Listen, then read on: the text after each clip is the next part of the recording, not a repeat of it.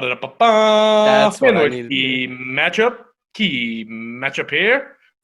We got Miami, North Carolina, Mike. We got Miami, North Carolina. Key matchup here, first key matchup of the slate. And Nate, I am taking Miami, and I'll give you my reasons why. De'Aaron King, you ever heard of him? Yes, you have. He's got 2,300 yards passing, 20 touchdowns, and only 4 interceptions on the year. The dude's an electric factory. Started over Kyle Trask in his career at high school. I don't know if that's a yikes or not because they're both really good, but Kyle Trask is just unbelievable. Wide receiver Mike Harley leads all wide receivers handily with 43 overall receptions. Miami's defense is the strength of their defense. Is their passing defense? They're ranked 19th in the country, and that's not saying much because they don't have that great of a defense. But at the same time, North Carolina's offense is pretty elite, and Sam Howell will be slinging it around. But I have Miami by 3, and I'll tell you why right here.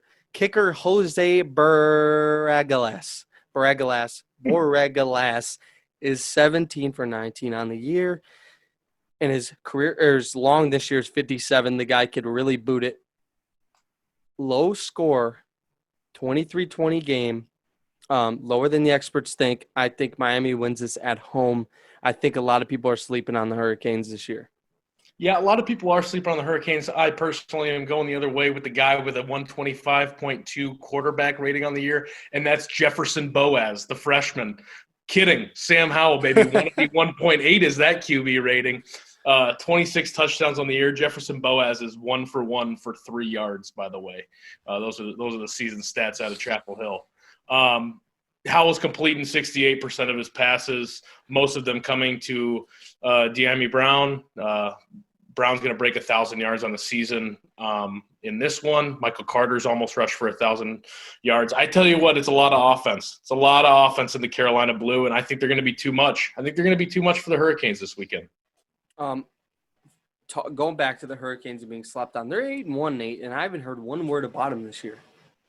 I haven't heard one thing about them because they – respectfully, they pulled the Fighting Irish this year. Mm-hmm. Everybody's like, ooh, don't sleep on Notre Dame. Don't sleep on Notre Dame. Here we go. Clemson, Miami. Notre Dame. We're talking about Miami. Don't sleep on Miami. Don't sleep on Miami. Here's the Clemson game. Lose by 30. Lose by 30. I kind of stopped caring about Miami after that happened. You look at the scores, and you got some tight battles versus Georgia Tech, that game got suspended. But I think it was Pitt. I mean, is it all the same in the ACC at that point? You're talking about 5-5 Pitt. They're all Pitt at that point. It couldn't be more. It couldn't be more the same in the ACC. Once you get below Clemson and Notre Dame, it's all just a mush of guys that they're fine. Mix in Liberty. You probably lost to Liberty at some point during the year. You look at the ACC and you got a Boston College, Wake Forest, and you're like, this is the conference in a nutshell. This is the epitome. This is what I root for on a week-to-week basis is this mush. No, but yeah. But since this is one of our marquee games, I do want to hit all cylinders. Back to North Carolina and the Carolina Blue. The ACC championship is kind of all slated up. I think this is a huge game for both of these teams because they both kind of are slept on in that aspect. And you want that respect being in a conference like the ACC.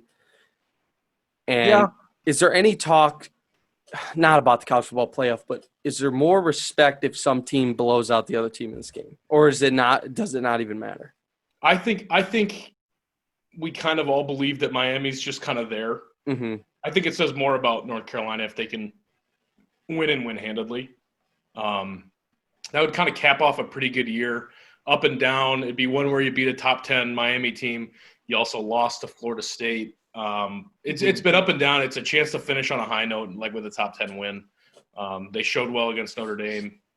I don't know. I think it's bigger program-wise for North Carolina in this one. More to gain. Like I said, now I agree with you. At the end now, people are looking for some bets to make. Miami minus 3.5. What would you take in this game?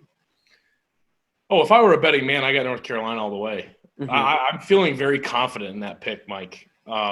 I think Miami minus 3.5 is generous. I don't know what it is. I know it's in Miami Gardens. I just think I think Mac Brown is due for a signature December win. I could see it. And like I said, I have them winning by 3 or even closer. So I'm still taking North Carolina to cover. Well, that's just it. It's North Carolina to cover. You got a lot of wiggle room there. Yeah. I like that bet. And that's going to be it for that first marquee slate. Hope you enjoyed it. We got 3 more to come.